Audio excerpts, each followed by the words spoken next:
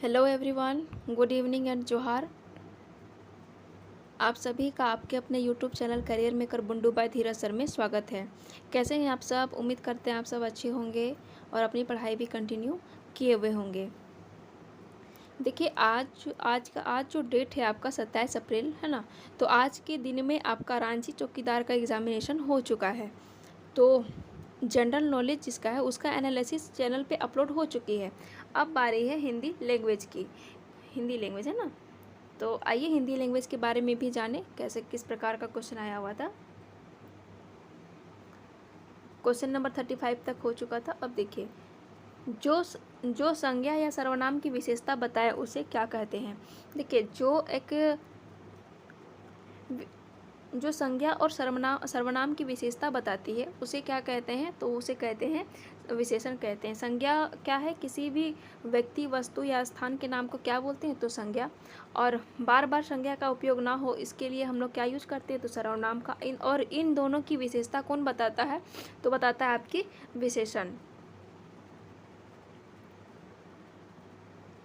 इसकी correct answer होगी option D, विशेषण।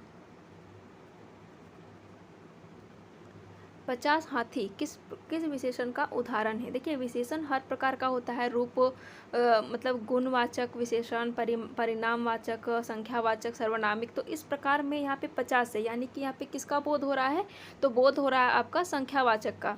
तो ये संख्यावाचक विशेषण होगा। और मान के चलिए यहाँ पर 50 किलो का होता, 50 किलो का हाथी होता, तो ये किस प्रकार का होता, तो ये इसका हम लोग क्या देख रहे हैं कि हम लोग माप तोल कर रहे हैं। तो इसका आंसर क्या होता, तो परिणाम बोधक होता। लेकिन यहाँ पे 50 हाथी, यहाँ पे एक एग्जैक्ट आंसर बता दिया है कि नहीं, यहाँ पे संख्या है, तो ये संख्यावाचक विशेषण होता।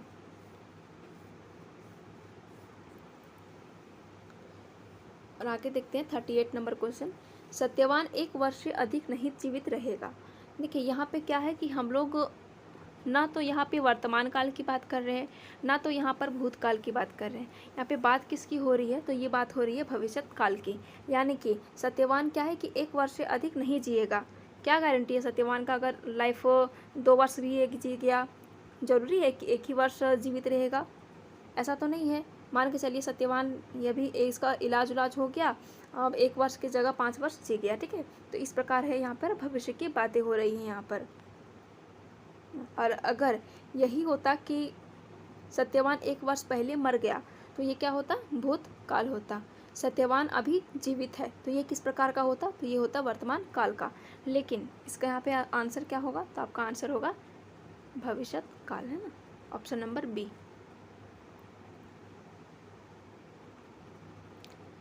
क्वेश्चन नंबर 39 देखेंगे। जिसे ईश्वर में विश्वास है के लिए एक शब्द क्या है। यानी कि जिन्हें ईश्वर में बिलीव है ना, जो एथिस्ट हैं, उन्हें क्या बोलेंगे, उन्हें बोलेंगे हम आस्तिक, है ना। जिनको गॉड में बिलीव है, भगवान में विश्वास करते हैं। और जो भगवान में बिलीव नहीं करते हैं उन्हें क्या बोलते हैं, उन्हें बोलते हैं हम लोग नास्तिक।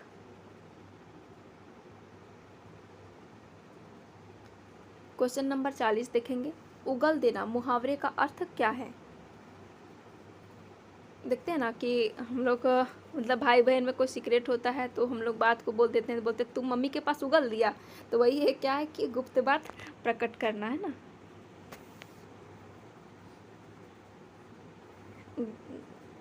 उगल देना मुहावरे का अर्थ क्या है, तो गुप्त बात प्रकट करना।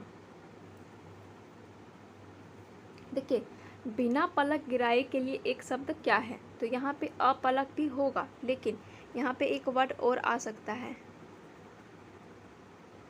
निर्मिमेष, है ना। ये भी एक वर्ड होता है जो कि किसके लिए है, तो ये आपका है बिना पलक गिराई के लिए है, अपलक या फिर निर्मिमेष।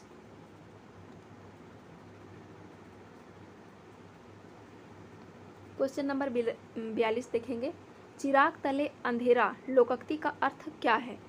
यानी कि देखिए, चिराग तले अंधेरा जो है, इस लोकोक्ति का अर्थ क्या है, तो इनका अर्थ है अपनी बुराई नहीं दिखती।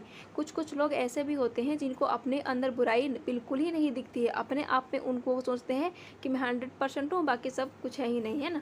तो ये होते हैं कि अपने अंदर उनको बुराई नहीं दिखती, उन्हें क्या बोलते हैं, चिराग तले अंधेरा।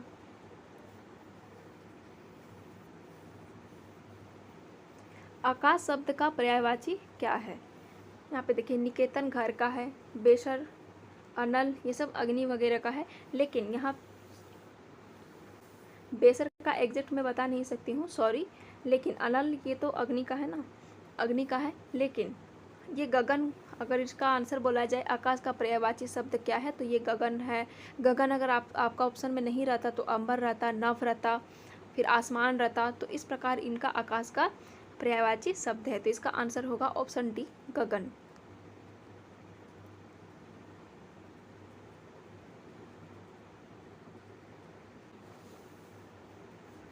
आगामी शब्द का विलोम क्या है? देखिए 44 नंबर क्वेश्चन क्या है कि आगामी शब्द का विलोम क्या है।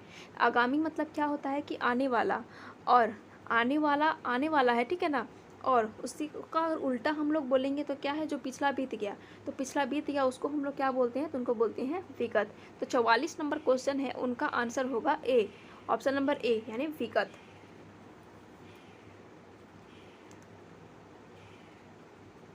प्रत्यक्ष का सटीक विलोम क्या है? प्रत्यक्ष का उल्टा क्या होता है, तो ये होता है आपका परोक्ष। प्रत्यक्ष को परिणाम क्या, सॉरी, प्रत्यक्ष का सटीक विलोम क्या है, तो ये है आपका परोक्ष। क्वेश्चन नंबर 46 देखिएगा, निम्नलिखित में से कौन सा युग्म विपरीतार्थक शब्द नहीं है? यानी कि ये जो युग्म बना हुआ है वो कौन कौन सा ये सही नहीं है, यानी कि विपरीतार्थक यानी कि उल्टा। तरल का उल्टा क्या होता है, तो तरल का उल्टा होता है ठोस। कर्कश का उल्टा मधुर, कठिन का सरल। कोमल का क्या होगा, कोमल का मृदुल नहीं होगा, कोमल का उत्तर होगा कठोर, है ना। मृदुल का भी मतलब क्या होता है, तो ये नरम होता है, और कोमल का भी नरम। तो ये कहीं ना कहीं क्या है, पर्यायवाची शब्द बन जा रहे हैं। तो कोमल का क्या होना चाहिए यहाँ पर, कोमल का कठोर।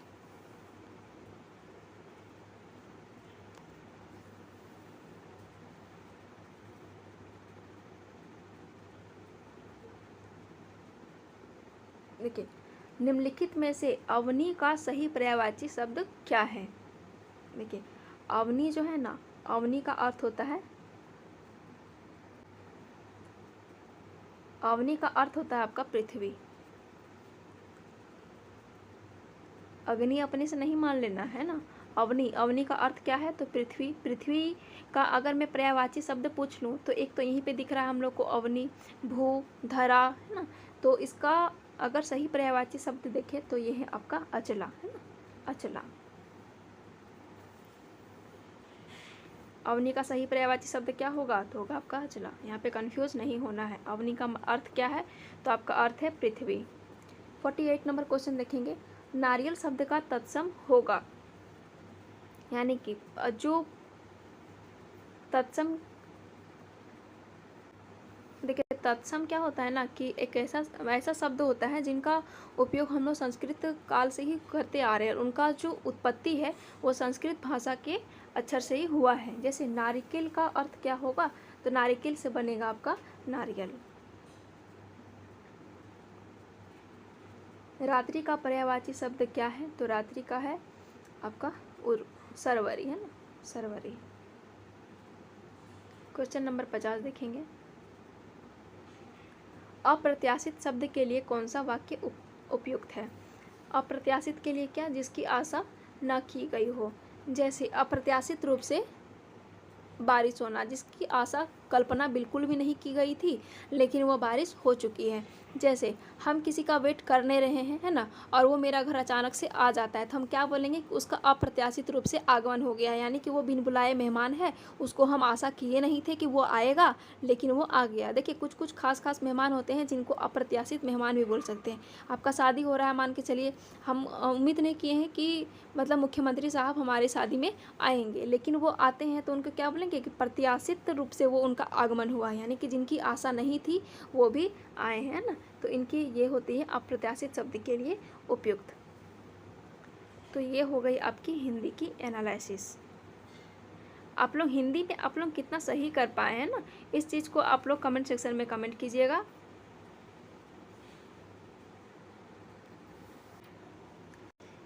इनका आप लोगों का कितना किस प्रकार का स्कोर आ रहा है, जनरल नॉलेज का भी हो चुका है एनालिसिस, है ना। उसको बताइए आप लोगों की 35 में से कितना क्वेश्चन को राइट किए। और अभी हिंदी का भी बताइए कितना कर पाए आप लोग। 15 ही क्वेश्चन है ना, तो 15 में आपका कितना हो पाया। आप लोग कमेंट सेक्शन में आंसर करना बिल्कुल नहीं भूलेंगे कि आप लोगों का कितना कितना आंसर सही हुआ है। आप लोग वीडियो को ज़्यादा से ज़्यादा लाइक कीजिए, शेयर कीजिए और चैनल को सब्सक्राइब भी कीजिए। और आपके जितने भी मित्रगण हैं, जितने भी एग्जामिनेशन लिखे हुए हैं रांची चौकीदार को, उनके बीच ये शेयर कीजिए और उनको भी बोलिए कि कमेंट सेक्शन में कमेंट करेंगे कि उनका कितना मार्क्स बन रहा है ना। होप आप लोगों का सबका हो जाए, जितने भी एग्जामिनेशन ये वीडियो देख रहे हैं ना। तो आज के लिए बस इतना ही है ना। यहाँ तक वीडियो देखने के लिए आप लोगों का बहुत बहुत धन्यवाद। आप लोग कमेंट सेक्शन में ज़रूर अपना अपना मार्क्स शेयर कीजिए कि कितना कितना आया है। जीके के टाइम जीके का और अभी हिंदी के टाइम हिंदी का, या फिर दोनों में से किन्हीं एक में आप कमेंट करके बताइए कि हाँ मैम इतना इतना मेरा सही हो चुका है। और अच्छा मार्क्स आया है तो आप लोग फिजिकल का भी तैयारी कर सकते हैं। और अभी एक फ़िजिकल तैयारी करने का आप लोगों का एक बेनिफिट ये भी मिलेगा कि जेएच पुलिस, जो कि झारखंड पुलिस, बहुत जल्द इसका दौड़ रनिंग होने का संभावना बहुत ज़्यादा है। लेकिन क्या कहें, धूप भी बहुत खतरनाक है। फिर भी अपने तरीके से हम लोगों को कोशिश करते रहना है। आज के लिए बस इतना ही। अपने से बड़ों को सम्मान कीजिए, अपने से छोटों को प्यार दीजिए। फिर मिलेंगे हम आपसे एक नए वीडियो के साथ। आज के लिए बस इतना ही। आप सभी को शुभ रात्रि। जय हिंद।